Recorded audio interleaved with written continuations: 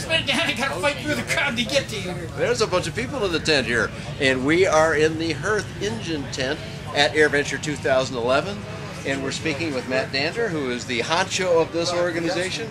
We're looking at an engine here that is a substitute for another engine that a lot of people know, but which they can't buy anymore. The Rotax 503 was a much-loved engine, but unless there's one still out there somewhere, they're not available anymore. And there needs to be a choice for that engine, and there is a choice, and it's got a lot of history. Matt, what are we looking at here? This is a Hirth 3202. This engine came out many years ago in the early 90s as the 2704. It was converted to the 3202 in 2002 by having reed valves instead of piston port. It makes 55 horsepower at 5,500 RPM. It's what we class as one of our high torque, low RPM engines where the torque is achieved at lower RPMs instead of winding out at 6,500. This engine is available with dual ignition, dual carbs, fuel injection is available, oil injection is an option. Have a gearbox. This gearbox is similar to the C box in that it uses the Hardy's rubber disc, the rubber donut, available in 5 ratios. So it's well. You have all of those options, I assume, so that an airframe producer can say, well, my requirements for my design, my speed, my size, whatever, you can fit those with these options. Is that it? Oh yeah. This is, for instance, we sell many to Challenger where they don't need the gearbox at all. And they use a belt drive on theirs, and that's okay. Yeah, we make a Challenger redrive and engine mount for it. The exhaust configuration is similar to Rotax's. The bolt pattern is not, but the size of the engine. And how about weight? Weight is, with electric start, we're a little less. With recoil, we're a little bit more than a 503. And that's an interesting statement. You'd think it might be just the opposite, just logically, that electric start would add weight, but in fact it's a little less weight? Yeah, it's because their electric starter weighs more than ours, I see, and their recoil starter weighs less than ours. I see, okay. So what kind of money are we talking about for an engine like this with the typical component parts that are needed to complete the engine installation package? This engine with electric start and gearbox sells for about $6,500. Oil injection is $231, and fuel injection adds $1,400. Okay, so you're still in the $7,000 range with those other items, or maybe a little bit over, but yeah, I suppose most people just get it with carburetors. And a lot of folks have been hearing about Rotax 912 all the time, and that's a great engine for some of those folks, but that's a lot of money, more than twice what we're talking about here. And yet this engine will power what kind of aircraft? What typical uses are you seeing for this engine? This will power any light 2-seat airplane like a CGS Hawk or any of the Kolb line. Does well on Challengers. It's also a great engine for a light single-seater where you want a little more power. Boy, you'd have a lot of power then if you put this on a single-seater, wouldn't you? And with all that torque in the bottom end, it's capable of cruising at RPMs like 3,500 RPM. Is that right? Yeah, you said that number. So where is the maximum torque achieved? Maximum torque is at 4,500. 4,500. Yeah. So you could be throttling around at 3,500, and you're still getting the better part of the engine's power resource. Yeah, we run them real lean there. What kind of fuel burn are you getting then? This thing, I've heard as good as 2.5, but it averages about 3 to 4. Between 3 and 4 gallons per hour at that number that we talked about. Yeah. Okay, so it's a pretty economical machine to operate then. Sounds like it'd be an ideal engine, for example, for trikes and powered parachutes that are at that lower speed range. There's a lot of those in the right kind of weight range. Have they been using this engine, Matt? Yeah. I actually have a customer that only lives about 50 miles from our shop who has it in a Sabre trike, and he just loves it. He loves that low RPM operation. So it brings up a good point. First of all, where do the engines come from originally? These engines are manufactured in Germany, near Stuttgart, southern Germany. Which is a big auto town, so there's probably a couple of people that know something about engines there. Oh, yeah. How long has Hirth been doing this? Hirth has been in business since 1924, and originally Hirth made engines that were certified 4-cycle like Lycoming up until the end of World War II. Some of the Luftwaffe bombers had Hirth engines. After the war, they weren't allowed to make aircraft. Because of the requirements there after the war? Hirth found their way into the industrial 2-cycle business. And in the water 80s, pump, that kind of thing? Water pumping and construction equipment, things like that. When the snowmobile times came in the 70s, they got into that industry.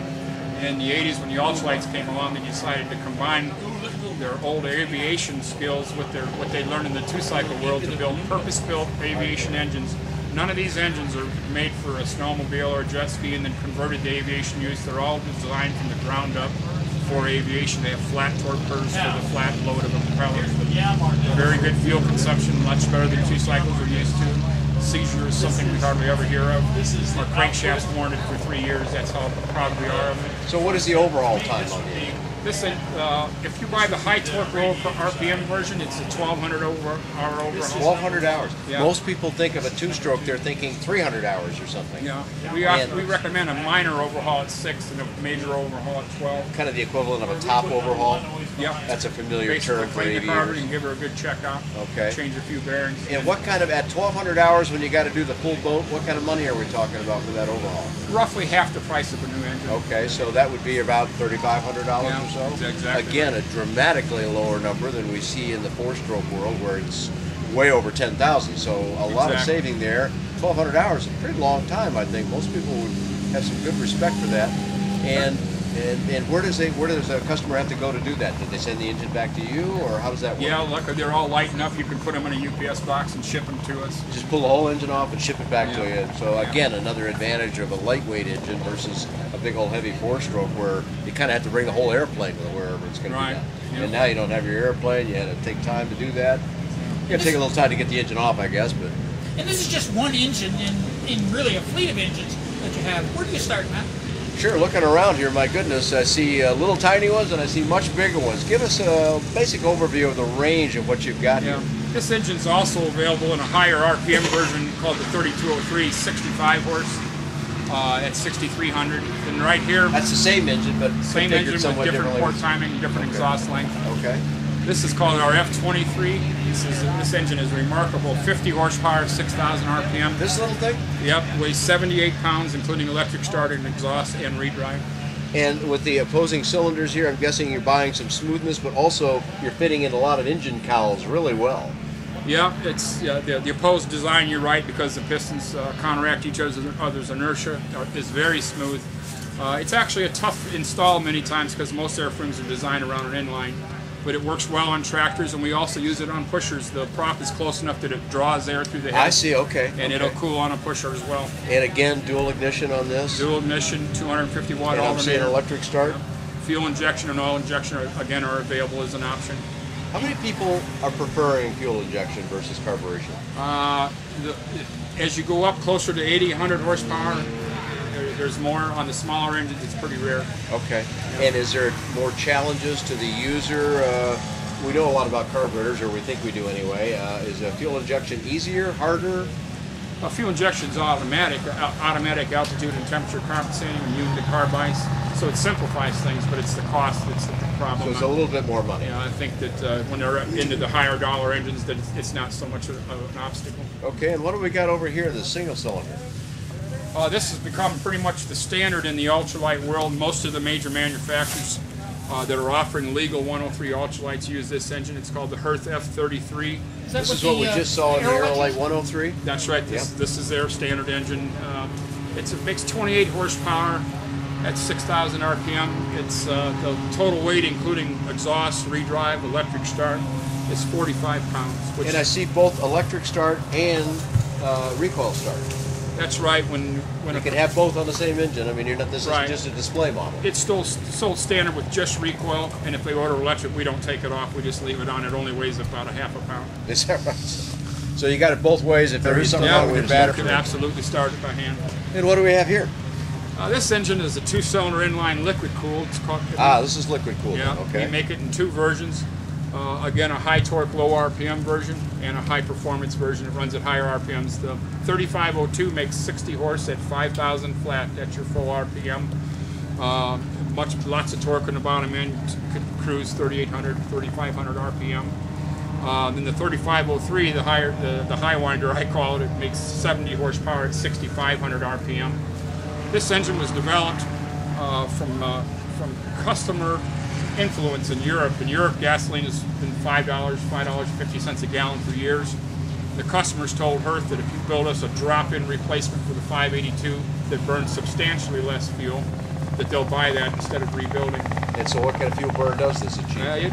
it burns about 25 to 30% less, depending if you get Then a carburetor Rotax 582. than a 582. Which translates to Well, below 4 gallons an hour? Yeah, exactly. And that can translate to, 500 or 600 gallons of saved fuel in the first 500 hours. Well, I was just over there in April, and it's not $5 a gallon; it's $8 or $9 a gallon. I haven't been there for a couple of years. Yeah, so obviously this would probably be a lot more important than it was. But this one's liquid cooled. The cylinder heads are not thin for air cooling. Yeah, you need a radiator. It has a water pump. Oil injection is available. Fuel injection is So available. a bit more complexity on the installation, but then you're buying some better fuel economy in the long run. Exactly. This is really the same engine as the air-cooled 3202 and 3203 with liquid-cooled cylinders. It's the Okay. same crank, and we're able to get more power and burn less fuel by going with liquid cooling. Now we got 3 cylinders here, I'm guessing. Yeah, this is basically... Either that or you got a lot of extra spark Yeah. plugs and another carburetor. This is basically the same engine we just looked at with another cylinder, and again we make it in 2 versions.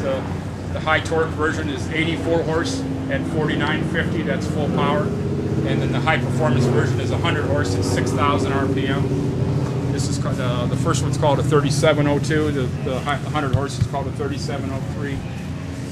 And all these engines are available with except for the opposed, are available with our gearbox. Has 5 ratios. Okay, great. Finally, we must have the big guy here. Yeah, This is looking like it's got a lot of power. What do we got here? This Matt? is a 4-cylinder opposed air-cooled engine, 1042 cc. We've been making this engine for 25 years. It used to be called the F30. Recently, it was renamed the 3003 and the 3002. That's because we're not offering it free air anymore.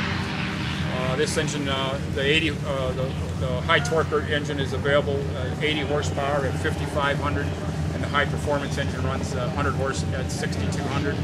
It's available with carburetors or fuel injection, but not oil injection. Matt, that's a lot of information, but I'm sure there's a lot more people want. Where do they go on the web to find more information? Oh, well, our company is Recreational Power Engineering. We're located in Ohio, and our website is www.recpower.com. Recpower.com. That's it. Very good. Great to talk with you here. I've flown a number of airplanes that had the Hirth engines on them. I've enjoyed them, especially for their smoothness. I'm not much of an engine guy myself, but I can tell smoothness, and these engines have always delivered that to me, and I've enjoyed those. You can read a lot of pilot reports on bydanjohnson.com or bydanjohnson.com. You can see this video and many other videos on aircraftreporters.tv. Thanks for talking with us. Thank you. Thanks for stopping in. You bet.